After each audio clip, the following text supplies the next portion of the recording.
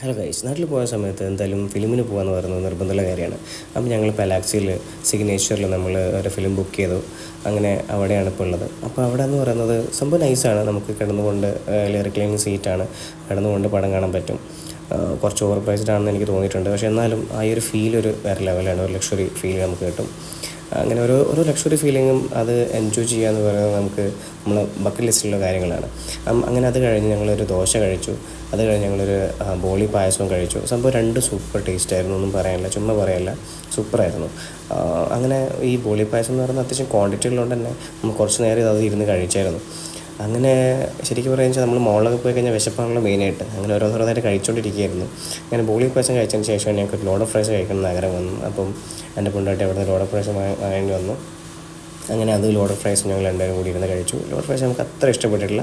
അത് കഴിഞ്ഞപ്പോൾ ഒരു ജ്യൂസും കഴിച്ച് ഞങ്ങൾ തിരിച്ച് വീട്ടിലേക്ക് പോയി ഗൈസ്.